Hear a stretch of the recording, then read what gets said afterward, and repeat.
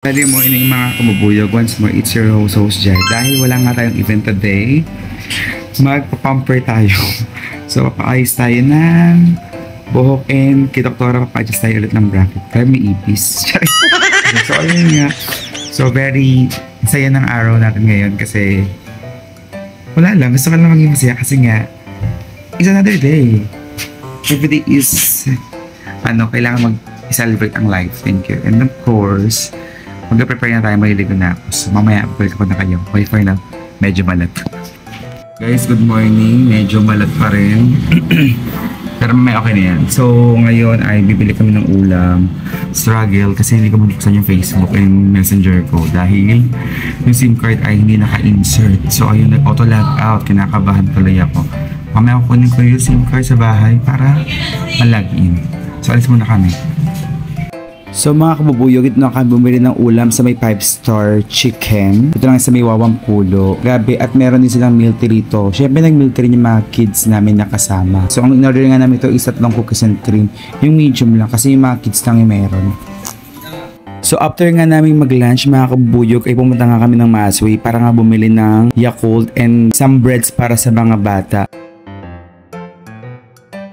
Loot bags pala yan para sa kanila. Dahil birth month ko ngayong June, tayo po ang mamimigay ng blessing para po sa kanila. Dahil marami po tayong blessing na receive ngayong buwan, kaya naman mag-give back din tayo sa mga nangangailangan. Kaya naman thank you so much Lord sa lahat ng blessing po na nare-receive po namin. So yun na nga mga kabubuyog, tapos tayo mag-shower or maligo. So konting makeup lang, na light lang paglabas. Pero kailangan wala namang event ngayon. Kasi lang, konting cream lang kasi medyo nag-breakout. Talagang matagal na nag-breakout yan, Jai. Kahit wala ka ng event. So, yun nga. So, hindi ko alam ang unahin ko. Magpa-pass ba ng buhok o magpa-brace? Tawag ito? Papalit ng wrapper. So, ito nga, guys. Hulaan nyo kung ano kaya kulay ay papalit ko. Sa mga kahula ay walang ganon. Walang Gcash. Hindi pa tayo, monetize. So, yun nga. So, hindi ko alam anong kulay kasi actually 2 months na itong black. So, iniisip ko ay mas abangan nyo na lang sa pinakadulo. Sana mahulaan nyo kung ano ipapalit ko na kulay. So, yun. Mula sa may kay Dr. Jennifer Gombok ng Gombok Dental Center. So, ito lang tayo. Tap lang. Fresh lang. Siguro na tayo. Yan. Let's go.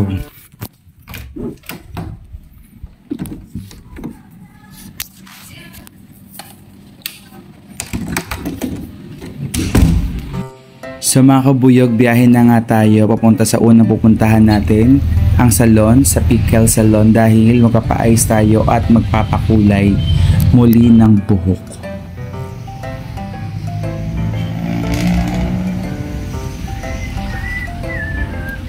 So mga kabuyog, ito na nga tayo sa may loob ng Pickle Salon. Papasok nga natin, ay ang dami nga nagpapaayos. Dahil una, mura dito at ang ganda pa ng gawa pa nila. So syempre tayo ay hindi magpapahuli sa papaayos ng buhok. Yun nga yung nag-aayos sa atin, kababata natin siya, pero nakalimutan ko yung pangalan niya. Nakalimutan ko yung pangalan niya. So ayun nga ay siya yung mag-aayos ng ating buhok. Sabi niya nga ay wag na nga daw muna akong maglagay ulit ng bleach, baka daw makalbo na ako. So i-rerecta niya na talaga na kulay. So ang napili ko ang kulay dyan ay blue. Ayan yung unang kulay natin ng bleach. 2 months na 2 months na mahigit yan. So kailangan palitan na para magmukha namang fresh kahit di naman. Char! Okay, thank you.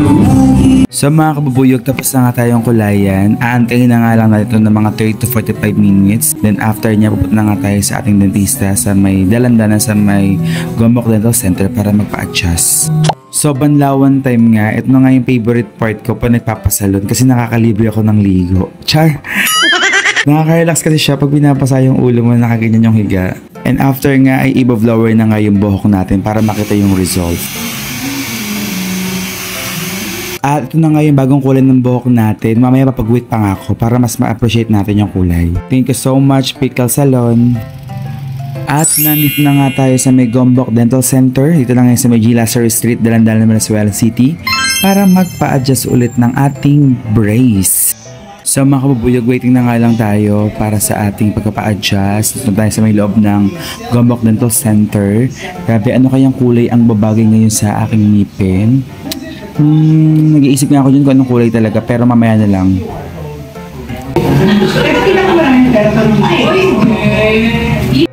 At pinag-ready na nga tayo dahil tayo na yung next na ipapa-adjust. So pinagsuot na nga tayo ng PPE. Grabe talaga dito sa may Gombok Dental Center, maalaga at maasikaso yung mga staff nila, even the doctor here. Hi Doc! Hello po ulit.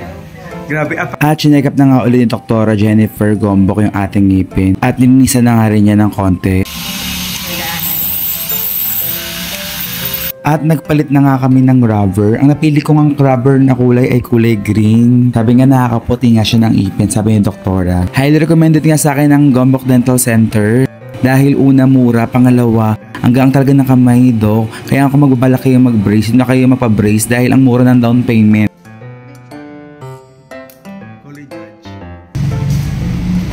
May tumatusok po na wire? Wait. Wala. Sige, gargle ka, sir. Wala naman po. Ang ganda na ipin ko. Okay na ba ito?